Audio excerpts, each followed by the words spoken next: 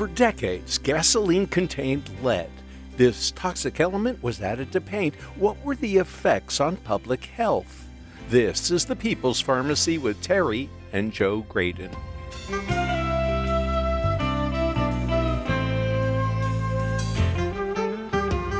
Dr. Bruce Lanphier is professor of health sciences at Simon Fraser University. He's been studying lead and fluoride for years. The main reason that we have so many chronic diseases, which are, by the way, predominantly man-made, is because we live in an industrialized world.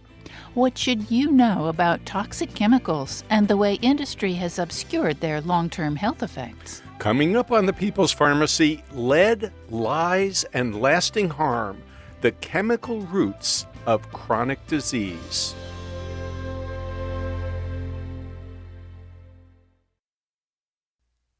In the People's Pharmacy health headlines, a new strain of COVID-19 is surging in China. This variant is called NB.1.8.1. The CDC's airport screening program has detected cases entering the U.S. starting in late March and early April. By now, it's spreading among people here. It's more transmissible than previous variants, including Omicron, although it has not yet displaced them in CDC test results. Keep in mind, though, that the CDC is no longer tracking tests closely, and states have mostly shut down their COVID-19 surveillance. In general, most people no longer want to hear about this virus. Public health officials in Hong Kong say they don't think it results in more severe infections, just a lot more infections overall. That has boosted the number of hospitalizations in China and might do so here as well. Even though we are no longer in a pandemic, COVID-19 is still killing more than 300 Americans each week. That's a lot less than the tens of thousands of deaths occurring at the height of the pandemic. Immunity after vaccination or even infection does wear off, and many people are avoiding COVID-19 boosters. This fall, even people who want them may not be able to access them as the government is placing restrictions on eligibility. Antiviral treatments such as Paxlovid or Molnupiravir can reduce the risk of complications and death, but they must be taken early in the infection to be helpful. One thing everyone could do to reduce the spread of the virus is likely to be unpopular. Stay home or wear a mask when you're sick. Whether the infection is COVID-19 or a summer cold, wearing a mask in public can keep people from spreading germs to others. How well is the CDC communicating about infectious diseases these days? An NPR analysis suggests that this public health agency has cut back on alerts to health professionals. There's also been a dramatic reduction in social media outreach. The NPR reporter was told that staff cutbacks, especially in the communication sections of the CDC, have affected the organization's ability to respond promptly to infectious threats such as listeria or salmonella. Many parents opt for a cold cereal to provide children a fast and convenient breakfast, but a new study in JAMA Network Open concludes that the new ready-to-eat cereals are higher in sugar, salt, and fat, and lower in protein and fiber than previous products. The authors conclude that prioritizing taste over nutritional quality may be contributing to childhood obesity and long-term cardiovascular health risks. Americans have been searching for ways to prevent or slow the development of dementia. An intriguing pilot study now hints at a possible intervention. The popular dietary supplement creatine is often used by bodybuilders to improve energy metabolism in muscle.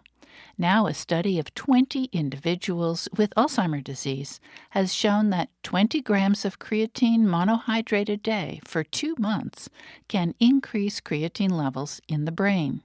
Cognitive test scores also improved.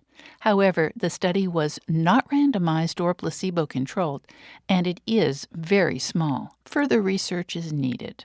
A new study confirms a growing suspicion that the herpes simplex virus type 1 could be contributing to the development of Alzheimer's disease. Researchers reviewed insurance data from hundreds of thousands of older adults. They found that a diagnosis of herpes was more common among people with Alzheimer's disease. The highest risk for this link was seen among people over 75 years of age. This association is not new. Researchers have been reporting a connection between herpes infections and dementia for decades. What makes this study unique was the finding that people who took antiviral medicines such as acyclovir, famciclovir, or valacyclovir were less likely to develop Alzheimer's disease than those who did not use antiherpetic medications. Critics are quick to point out that insurance claim data are not always accurate. And that's the health news from the People's Pharmacy this week.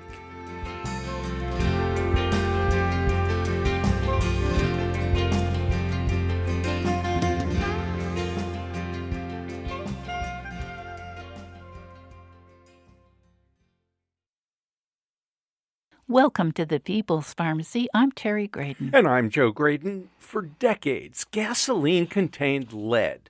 Why was it there? And what were the consequences? It took a surprisingly long time for experts to recognize the negative effects of this toxic element on public health. Are children still at risk from lead exposure? What other chemicals in our environment could be causing lasting harm? Today, we are talking with Dr. Bruce Lanphier. He's professor of health sciences at Simon Fraser University in Burnaby, British Columbia. Professor Lanphier's new video, Toxic Hearts, will soon be released. May 20th, 2025 was the 100th anniversary of the United States Surgeon General's report on the safety of tetraethyl lead. Welcome back to the People's Pharmacy, Dr. Bruce Lanphier. Thank you. It's good to be talking with you again. Dr. Lanphier, you are a toxicologist. Most people have no sense of what a toxicologist does, although the name kind of gives it away. Could you give us a 30-second bird's eye view of what you have been doing over your career? Well, first, I have to correct you because I'm not a toxicologist, although I'm often mistaken for one. I'm a public health physician who studied research in community pediatrics, and then I happened to decide to study lead poisoning. And so that's how I came about studying lead and other toxic chemicals and how they impact children. Okay, well, we'll think of you as a physician, pediatrician / sort of toxicologist. That's for right. The heck of it. And we'd like to talk a little bit about a new video you have called Toxic Hearts. And it's all about lead and how it has some rather, I think, unexpected consequences. And you've written this up in the New England Journal of Medicine. So give us the overview, because I don't think most people have any idea how toxic lead can be to the whole body. Yeah, well, and that's true for most toxic chemicals. We often think that lead does this in children's brains and mercury does this. But what we've learned over the past century is that most toxic chemicals impact many different parts of the body. And with lead, it's actually an old thing.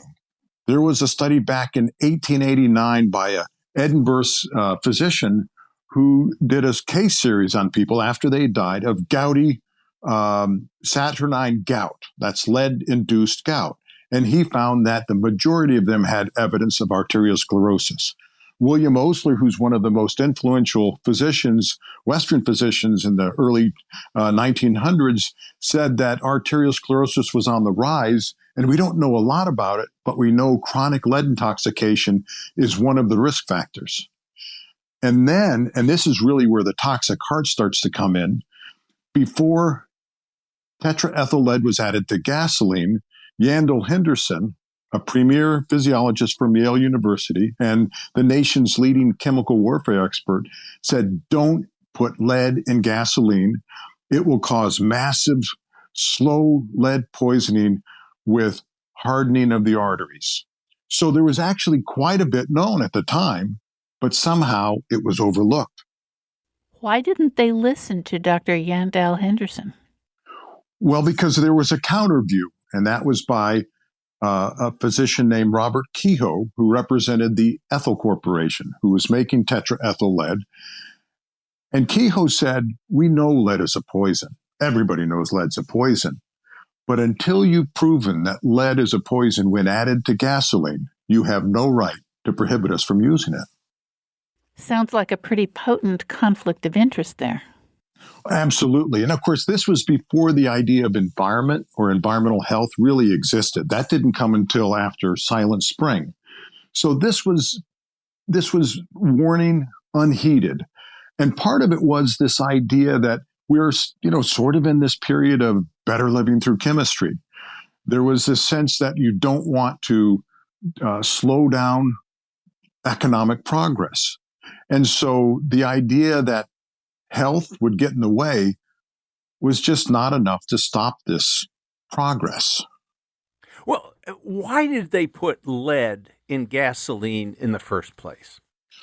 Well, the early combustion engine had a problem with knock, and that would be when the fuel burned too quickly and it would explode and create a knock. And that diminished the efficiency of the engine, and it also decreased the efficiency of fuel. And so you had to use more fuel. So overall, lead was one of the options to increase fuel efficiency and get rid of knock. There was another one, ethanol, which was cheap and it was known about, but you really couldn't create a monopoly with ethanol. Anybody could make ethanol. You could make a monopoly with lead. And some of the leading robber barons of the early 1900s were families that you probably have heard about and companies you've heard about that were involved with lead. The Rockefellers, DuPont, General Motors, Guggenheim's. So they put the lead in the gasoline, and now there's no knock, and it's a more efficient fuel. And, let's be honest, most people can't smell, see, taste, or notice lead as a result of combustion. It just sort of disappears into the atmosphere. No problem. Well, there was a problem. Tell us what the problem was, and then tell us about the heart connection. Right. Well, the problem was that it builds up. And it builds up in our bones and it builds up in our bodies. But it really wasn't studied until the 1960s, except for by Robert Kehoe. And Robert Kehoe pretty much had a stranglehold on being the scientist, the physician to go to if you had any questions. And so he would minimize any problems that might arise when people talked about workers who were dying of lead poisoning. Well, this doesn't look like lead, he would say. So the lead industry really had a stranglehold on the research. We didn't have a robust National Institute of Health. And so with few exceptions, it was industry that was paying for research.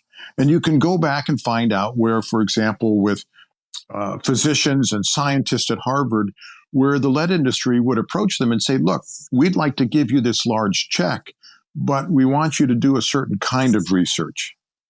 And so that really helped to obstruct a lot of the research that needed to be done.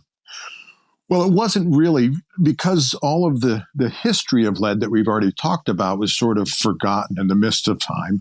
It wasn't until the 1980s that people started to think again and study the impact of lead on heart disease and hypertension. In 1985, Dr. Jim Perkel, who was studying what was happening as lead was being taken out of gasoline, noticed that hypertension was on the decline. And they predicted, his team predicted that they would see a decline in hypertension and heart attacks because of the removal of lead from gasoline. And then somehow that was largely forgotten. And except for a few scientists like Ellen Silbergeld, who was at Hopkins at the time, or still is at Hopkins, actually, very little was done about it. And in part, I think what was going on was the Framingham Heart Study. And there were other studies, other community studies, but Framingham was really the most popular and prominent one. And it was pretty clear that they were studying things that were happening in the clinic setting, in the hospital. that there were other things, other environmental and social factors that might increase the risk of heart disease, but that was somebody else's problem. And that was one of the most monumental types of decisions that healthcare and medicine is about what happens in the clinic setting, not what happens outside in the environment, the broader environment. Well, Dr. Lanfear, you've just described that we did take lead out of gasoline. Where do we find it now? Well, it's in our bones. Particularly, it's in the bones of people who were alive at the time that lead was being used. It's still in some of our foods. We can find it in like applesauce and baby food because it was used as an insecticide. Lead arsenic was used. And so that doesn't leave. It's still in the soil. It's in leaded aviation fuel is still being used. And you can see that children who live within a half mile of an airport will have higher blood lead levels. It's still, there's still secondary battery recycling that goes on, and people that live in those communities will have more exposure. So it really, in old paint, over 20 million homes in the United States still contain one or more lead hazards. Lead service lines. I mean, it is and was ubiquitous. This come down since the 1970s when levels were about 1,000 times higher in our bones and in our blood than our pre-industrial ancestors. But even though it's come down by over 95%, we still have levels in our bones and our blood that's 10 to 100 times higher than our pre-industrial ancestors. Dr. Lanfear, when did we take lead out of gasoline, and when did it start to make a difference in our levels? Well, we can look at that two ways. Production of leaded gasoline peaked in 1968 and then began to decline. And the removal of lead from gasoline really began around 1976 in the United States and then was completely phased out by 1996 from automobiles. It was used around the world in different countries until 2021. You're listening to Dr. Bruce Lanfear, Professor of Health Sciences at Simon Fraser University in Burnaby, British Columbia. Professor Lanfear's research lies at the intersection of preventive medicine, pediatrics, public health, toxicology, and infectious disease. He's published over 350 peer-reviewed studies about the impact of toxic chemicals on intellectual deficits, behavioral problems, and brain structure in children. It's time for a short break. Once lead was taken out of gasoline, were there noticeable changes to children's health? Did getting lead out of gas have any impact on adult health problems? We know association is not causation. How can we determine the connection between lead and health problems?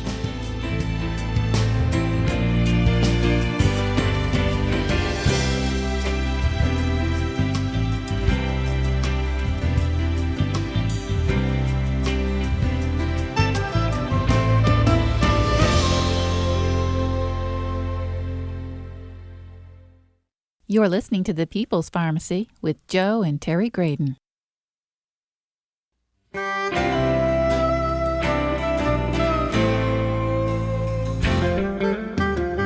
Welcome back to the People's Pharmacy. I'm Joe Graydon. And I'm Terry Graydon. Today we're talking about toxic. Every day, predators are targeting children and teens online. The Department of Homeland Security's Know to Protect campaign provides resources to combat online child exploitation and abuse. Learn how you can help protect our kids online and join the fight. Visit knowtoprotect.gov so together we can stop online child exploitation.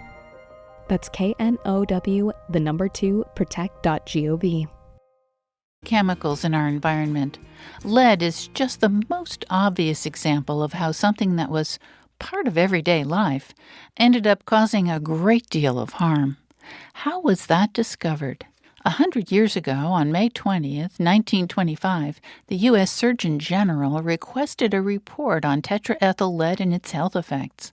Ultimately, the committee he established exonerated lead in gasoline. We now know that was a mistake. How did removing lead from gasoline affect human health? We're talking with Dr. Bruce Lanfear. He is professor of health sciences at Simon Fraser University in Burnaby, British Columbia. His Substack newsletter is Plagues, Pollutants, and Poverty. In it, he discusses how chronic disease is largely man-made, why environmental triggers outweigh genetics, and how population strategies can prevent disease, disability, and death. Dr. Lanfear, after lead was removed from gasoline, so there was less, not zero, but less lead exposure in the environment, were there any obvious changes in population health or children's health? There was some evidence that, as Dr. Jim Perkel and Joel Schwartz and others found, that there was a decline in blood level, and as it was declining, there was a decline in hypertension and a prediction that there would be a decline in heart attacks. That was somewhat overlooked or forgotten. And I think part of what happened is that people moved on to other projects. There was a growing sense that maybe the problem was going away because lead was being taken out of gasoline. But during this same time, a number of pediatricians and other researchers were looking at how lead impacted children. And they were particularly concerned about how lead increased the risk of learning problems or IQ deficits, of ADHD, and even of conduct disorder and delinquent behaviors. And so that was really the dominant type of research going on in the 1980s and 90s, and even into this century, was really focused on children, so much so that Ellen Silbergeld, that epidemiologist who had studied lead and heart disease, would admonish me because I was focused on children and not enough was being done in adults. What was happening with the children? What did you learn? Well, in one sense, I mean, there was a series of studies done in the 1970s around lead smelters, like in El Paso, Texas, showing that children were being harmed. And that was some of the earliest evidence. That was like Phil Landrigan and others at the Centers for Disease Control. Herb Needleman, who was at the time at CHOP in Philadelphia, was also beginning to look at effects at lower levels. Up until that time, there was a sense that you treat kids who were lead poisoned and then they would go out and they'd be fine, even though there was some suspicion as early as the 1940s that that wasn't the case. But the focus was really on trying to keep kids from dying because that wasn't unusual. You had hundreds of children in some of the major cities like Chicago, like Philadelphia, who would die every summer. It was particularly a summer disease from the combination or the accumulation of lead from gasoline, from the peeling paint, from opening and closing the windows, and all the high concentrated exterior paint would come into the home. The children would eat the paint chips in some cases. So it was really focused on how children were being exposed, and they were exposed at higher levels, at least outside of the workplace, and how that was damaging their brains. Now, I'm assuming that gradually, as lead levels came down, children did better. What about adults? What about that connection to hypertension and heart disease and other chronic conditions? Did removing lead from gasoline make a difference that was detectable? It did. But for some reason, those questions were sort of forgotten about. There were a few people who would ask questions like this. But for the most part, people were focused on drugs, statins, and antihypertensives. And some of those questions about lead just sort of got forgotten.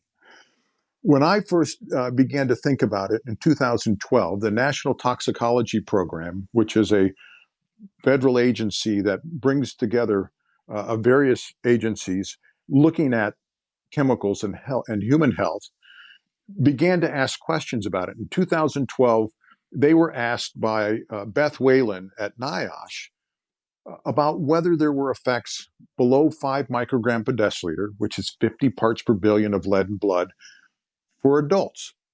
That would be relevant to protect adults. And so they brought us together, and we were looking at what are the effects of lead at various levels on hypertension, on IQ deficits, on coronary heart disease, on dementia. And one of the things that really surprised me at that meeting was, despite all the evidence, and as I looked at it, I was convinced, but despite all the evidence, we concluded as a group that lead wasn't a risk factor for coronary heart disease or heart attacks. And I was kind of convinced otherwise, but I'd been studying children.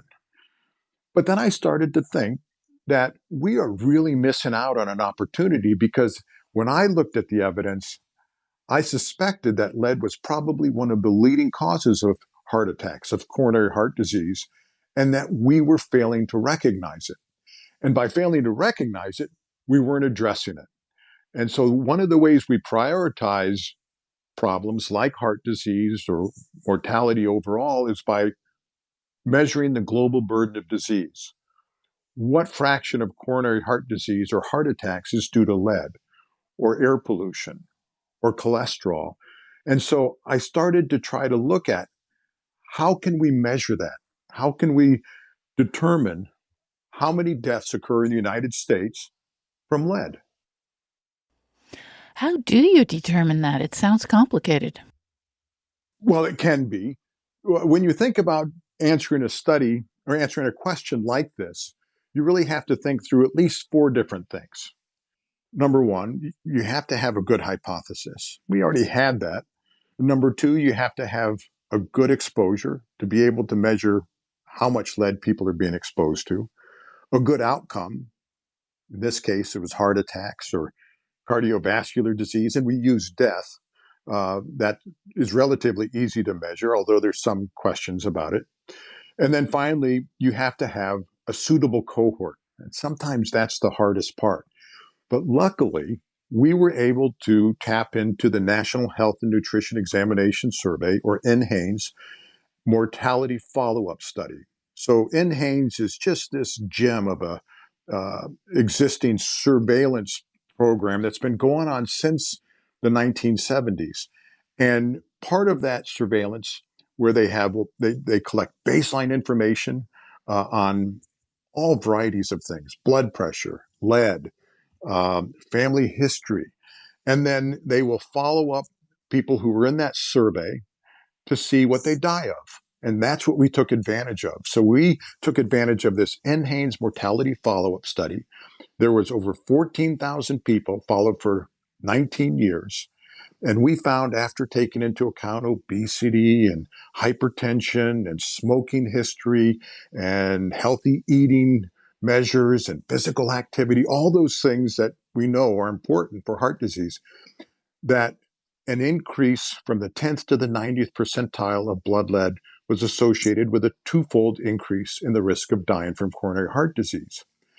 Now, that was about the same as smoking as a risk factor, but the reason that lead accounts for so many more deaths than smoking is because everybody's exposed to lead, and only about 20%, which still seems high, but about 20% of people smoked.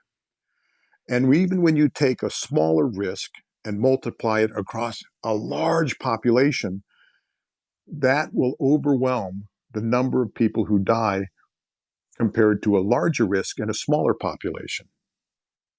Uh-huh. So the take-home message on lead and heart disease, it seems pretty powerful that this overwhelming exposure to this environmental toxin was responsible for an awful lot of deaths. Has it gotten better? Yes, well, absolutely. And since 1968, which was when the peak of leaded gasoline production, there has been a 70% decline. In fact, from 1968 to 1978, there was a 20% decline, and that was sufficiently large that the National Institute of Health convened over 80 experts from across the country to ask a few questions. One was, is it real? And they concluded, yes, the decline was real. And they said that 190,000 more people were alive than expected because of the decline. And then they tried to ask the question, why did it decline? And they came up with about 20 different possible explanations.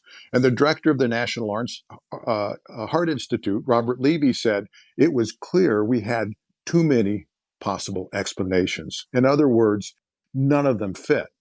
And in particular, what they saw was that risks dropped across the board in men and women, older and younger, race across all different races. And so something was out in the environment that was changing, but they couldn't put their finger on it. And it was only in retrospect when I was looking at and trying to calculate the number of deaths that were occurring in the United States that I started to look back.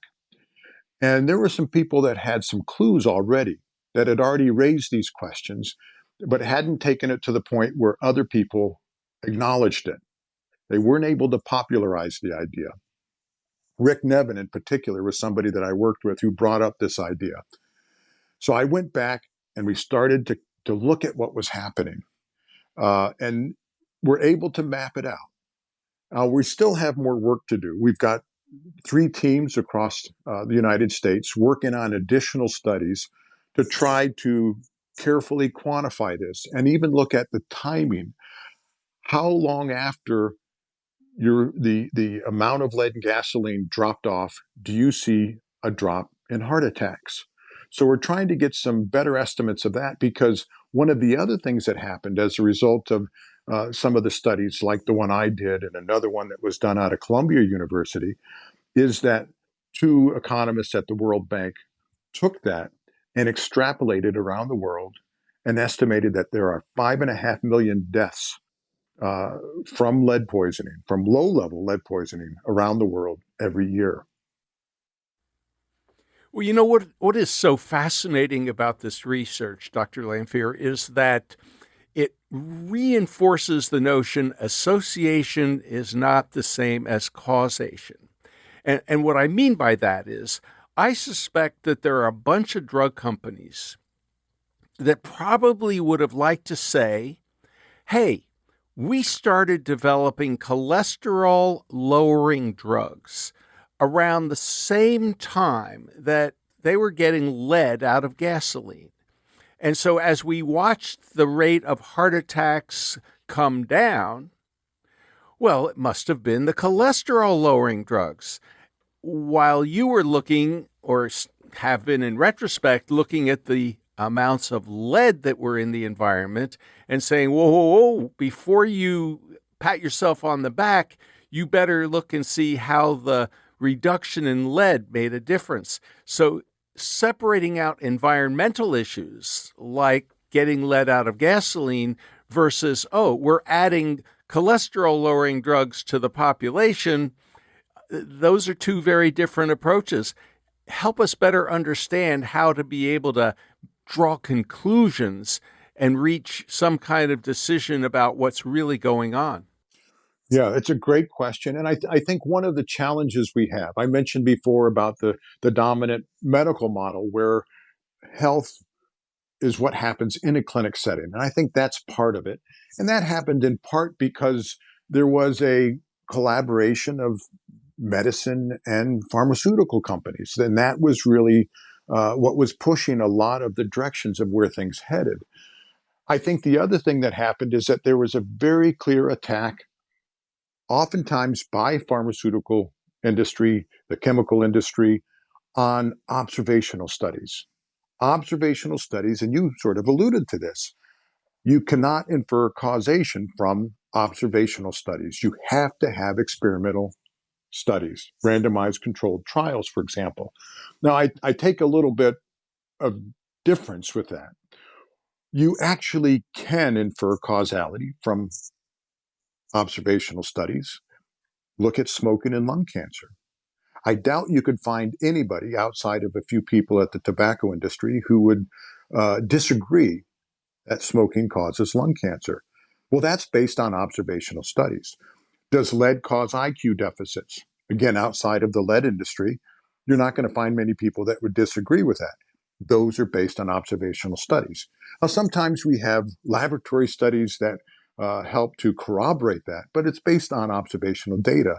So the way I try to push back about that industry doctrine is to say that for many important public health problems, observational studies are the optimal study design. The other thing we can look at when we're trying to really be confident is lead a causal risk factor for coronary heart disease. There was a little known study in South Africa that found when you add just a little bit of lead to endothelial cells, you start to see tears or blebs. So, what is the importance of these tears and blebs? Well, the first lesion associated with atherosclerosis is something called endothelial dysfunction. That's thickening and inflammation of the endothelium, those single cells that line the inside of the arteries. Nobody really knows what causes that damage. Well, lead and other metals get under the endothelium, get under the skin. And then you're going to have, as the turbulence goes along, it's going to undermine the endothelium. You're going to get collections of lipids and cholesterol and white cells and even metals under the endothelium. That's going to grow. It's going to become a plaque. And when it bursts, it's going to rupture. And when that plaque ruptures, all that grumous material will set off clotting, and it might obstruct the coronary arteries. And boom, that's a heart attack. You're listening to Dr. Bruce Lanphier, Professor of Health Sciences at Simon Fraser University in Burnaby, British Columbia. He's published widely on the impact of toxic chemicals on intellectual deficits, behavioral problems, and brain structure in children. Bruce and his brother Bob co-founded Little Things Matter to make the science on toxic chemicals publicly accessible. Their new video, Toxic Hearts, will be released soon. And you know, Terry, when you have physiological data like the kind that Dr. Lanphier was reporting, and it matches up to the epidemiological or observational data, that's pretty convincing. Yes, it is. It's time for a short break. When we come back, we'll find out what we can learn from lead studies that might apply to other toxic chemicals. We'll also find out more about the Kehoe rule. What other toxic compounds does Dr. Lanphier worry about? One might be the herbicide glyphosate. Where would we encounter that? What should we all learn about lead and heart disease?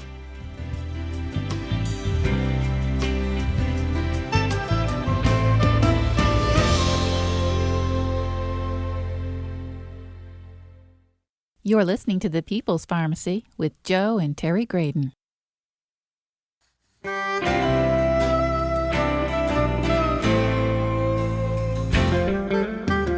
Welcome back to The People's Pharmacy. I'm Joe Graydon. And I'm Terry Graydon.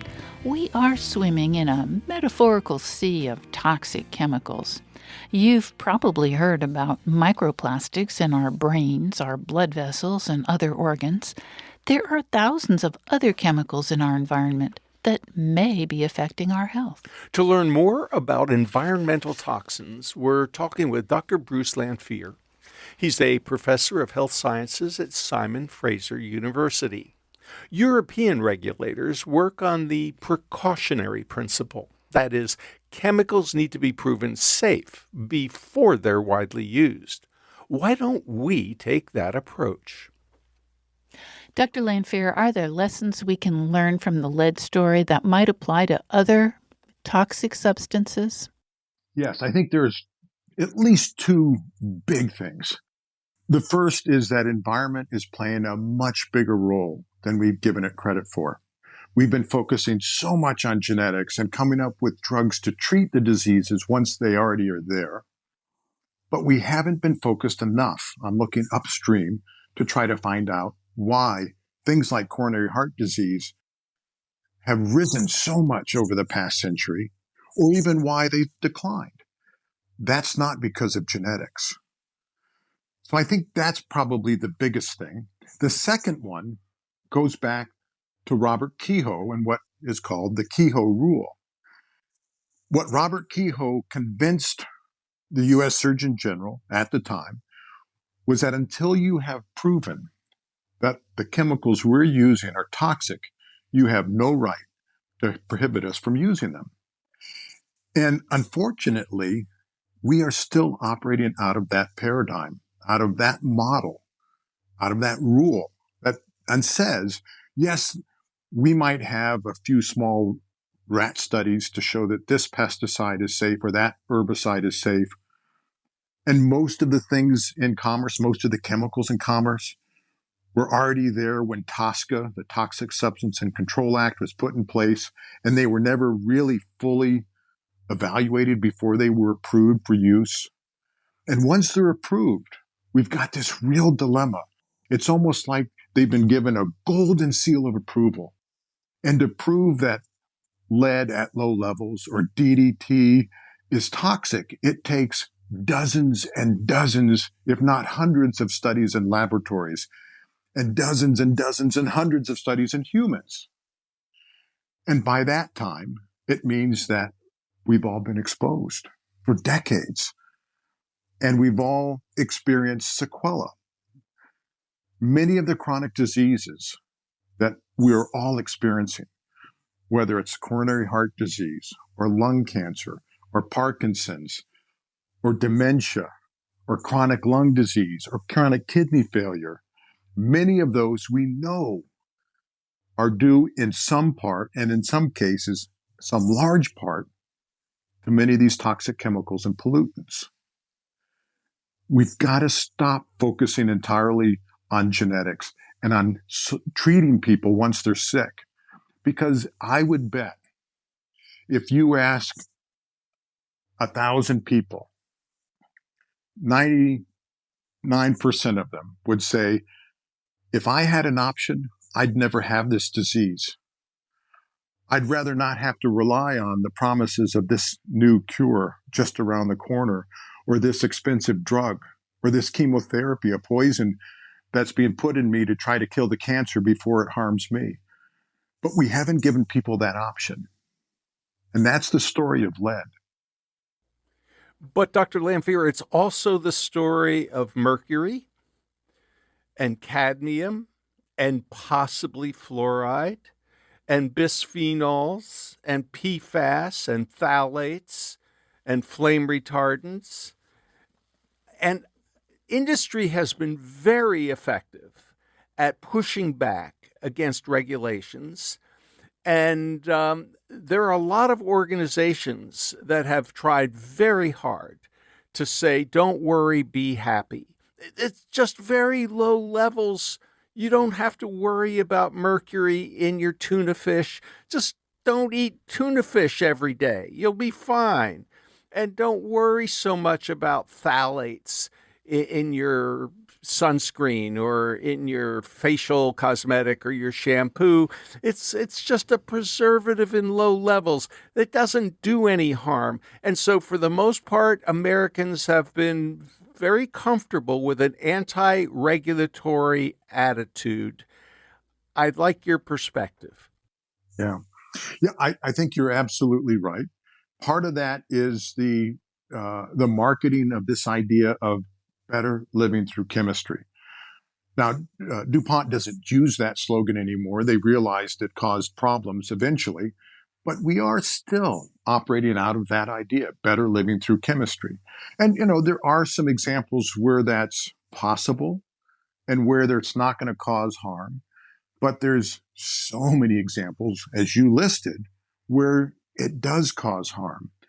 And I think a large part of what's happened is that we gained so much in life expectancy over the past century that it obscured, in some ways, the rise of chronic disease. But as we began to live longer, chronic disease became more of a problem.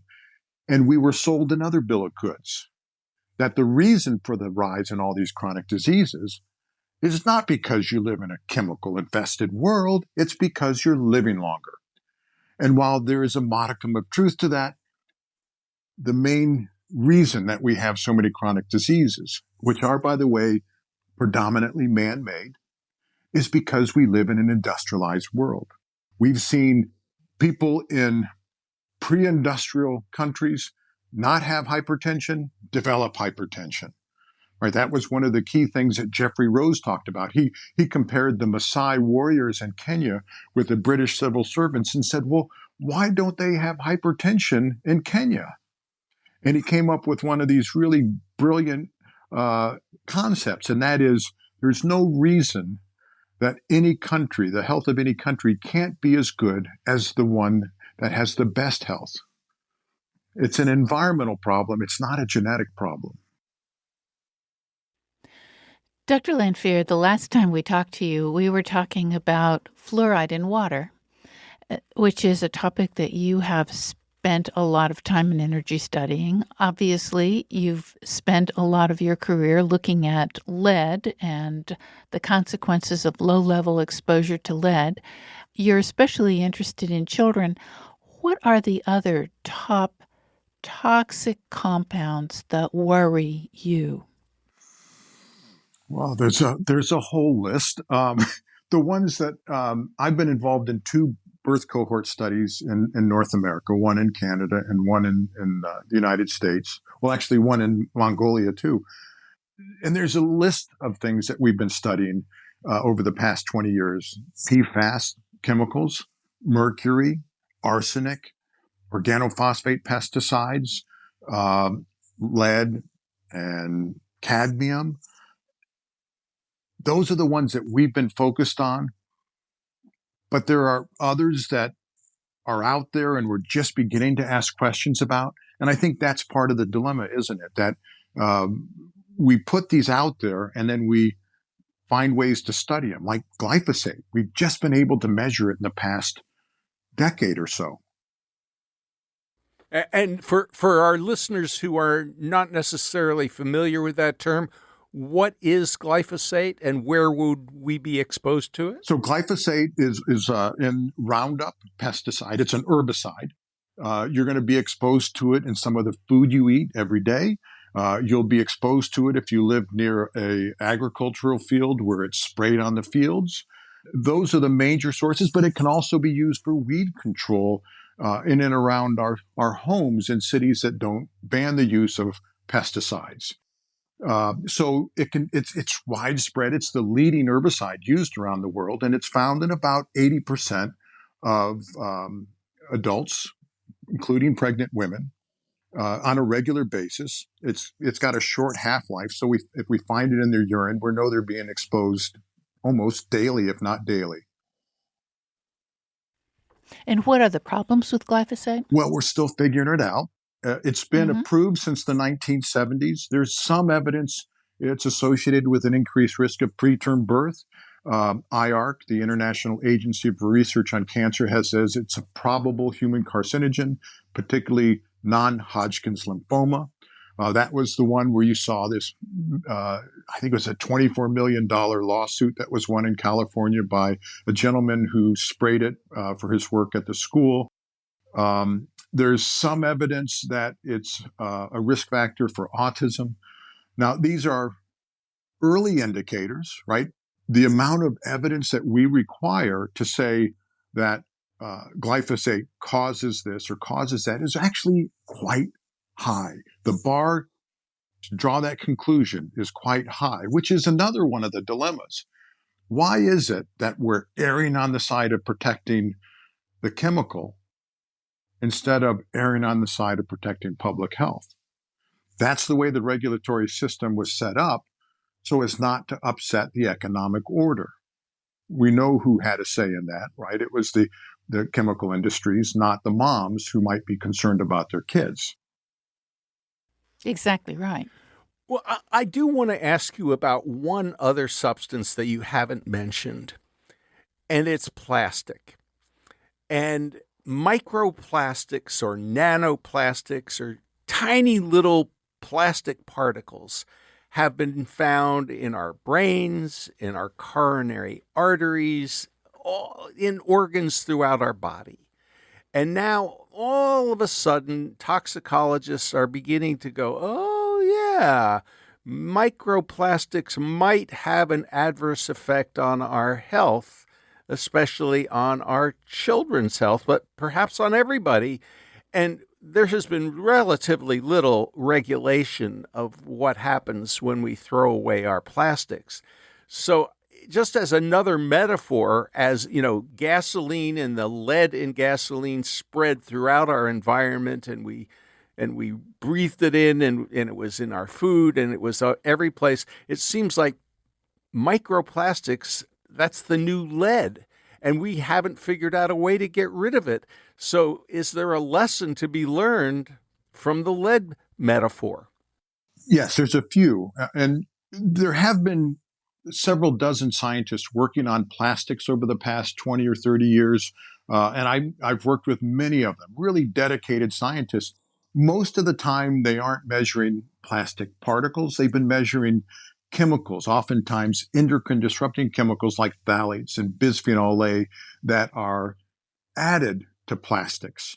And we know quite a bit about how some of these are causing harm. Shauna Swan, for example, has found that phthalates, which are anti-androgenic, that is, they lower testosterone, can change the reproductive organs of little boys if they're exposed to high levels in utero. There's been several studies that have found that. Each time it was shown they would try to reduce the amount of that phthalate, that particular phthalate, only to replace it with yet another. We've seen declines in sperm quality and sperm counts over the past several decades, and there's some evidence that phthalates are one of the reasons for that. So there's been quite a bit of work done, but what's so amazing to me in some ways is that somehow it's because there's these particles now that can be measured or quantified that it becomes more tangible to people, which brings us back to the problem we talked about before. Lead is invisible. It's insidious. And one of the real challenges when you want to take this science and help translate it into policy is how do you make the invisible visible? That's an old Ralph Nader slogan. How do you make the invisible visible? And how can we?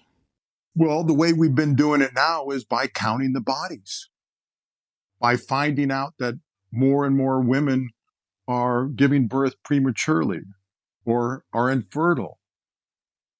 We're doing it by counting the bodies, by watching how our health has deteriorated as we've been exposed to these chemicals. And it's not across the board. Well, sometimes it is across the board, right? I mean, if you look at the coronary heart disease epidemic over the past century, it became so common that we never stopped to even ask about it because, of course, 1 out of 3 people are going to die of a heart attack. We didn't even question it, but it actually used to be quite rare. Dr. Lanfear, industry has been very good, and then the pharmaceutical industry as well, and even the medical industry at blaming the victim. So I can't tell you how many times we've had specialists say, oh, the reason there is so much X, Y, or Z, heart disease, diabetes, it's because people are fat. They eat too much. That's the problem. They got to lose weight. If they just took one of our wonderful new medicines to lose weight, all of these chronic conditions would go away. Or they say, oh, people are just lazy. They don't exercise enough. It's their fault. You're sort of upsetting that apple cart. Can you tell us how? Yeah, absolutely. And I think you're spot on.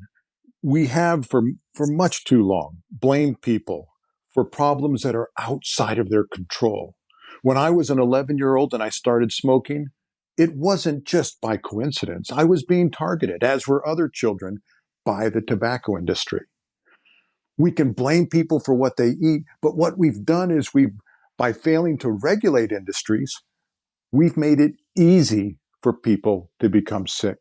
We've made it easy for people to become overweight. We've made it easy for people to develop diabetes. And that's the real problem. We're expecting every person and every child as they're maturing to figure out how to navigate the system. It's not lions and tigers and bears anymore. It's how do I protect myself from this mass marketing that gets under your skin, right? I mean, this is brainwashing type stuff. How do we protect our kids from that? And we really can't. It's really about trying to change the message and recognize that many, if not most, chronic diseases are a result of the environment, broadly defined, environmental influences, including marketing, and toxic chemicals and pollutants. Now, genetics obviously plays a role. If we weren't susceptible, we wouldn't develop a disease. But when you see a disease rise and decline, like we have with coronary heart disease, you know it's not predominantly genetic. It's due to triggers in the environment. Dr. Lamphere, in the minute we have left, what is the message for our listeners, whether it's lead in gasoline, toxic chemicals on our crops, phthalates in our cosmetics? What should Americans take from the research that you have done specifically with regard to lead and heart disease? I think what people should take from the research that I and hundreds of others of my colleagues have done is to recognize that many of the most important risk factor for the chronic diseases we're experiencing today, cancers, heart disease, diabetes, are a consequence of exposures to the environment more broadly, and more specifically to toxic chemicals and pollutants. That's the first message. And the second message is that if you're interested in preventing disease, it's an option. We know enough to begin to prevent a lot of disease, a lot of death, disease, and disability. But it's not going to be easy because it's going to be pushing back against the status quo. We can't expect our politicians or our regulatory agencies to do it without us standing up and demanding it. And that's what it's going to take. And that's unfortunate, but that's been the history of what it's taken for the last century when we've dealt with one environmental disaster after the other. Dr. Bruce Lamphere, thank you very much for talking with us on the People's Pharmacy today. You're welcome. You've been listening to Dr. Bruce Lamphere, Professor of Health Sciences at Simon Fraser University in Burnaby, British Columbia. Professor Lamphere's research lies at the intersection of preventive medicine, pediatrics, public health, toxicology, and infectious disease. Bruce and his brother Bob co-founded Little Things Matter to make the science on toxic chemicals publicly accessible. Professor Lamphere's new video, Toxic Hearts, will be released soon in commemoration of the 100th anniversary of the U.S. Surgeon General's report on the safety of tetraethyl lead. And you know, Terry, I think the idea that heart disease used to be rare, but now we just take it for granted, is a wake-up call. Prevention is possible. So important. Lynn Siegel produced today's show. Al Wodarski engineered. Dave Graydon edits our interviews. B.J. Liederman composed our theme music. This show is a co-production of North Carolina Public Radio, WUNC, with the People's Pharmacy. Today's show is number 1432. You can find it online at peoplespharmacy.com. That's where you can share your comments about today's interview. You can also reach us through email, radio@peoplespharmacy.com. Our interviews are available through your favorite podcast provider. You'll find the podcast on our website on Monday morning. On this week's podcast, we talk about how industry tries to blame the victim and what we can do to disrupt that time-worn tactic to deflect criticism. At peoplespharmacy.com, you can sign up for our free online newsletter to get the latest news about important health stories. When you subscribe, you also have regular access to information about our weekly podcast, so you can find out ahead of time what topics we'll be covering. Speaking of that podcast, we would be so grateful if you would consider writing a review of the People's Pharmacy and posting it to the podcast platform you prefer. In Durham, North Carolina, I'm Joe Graydon. And I'm Terry Graydon. Thank you for listening. Please join us again next week.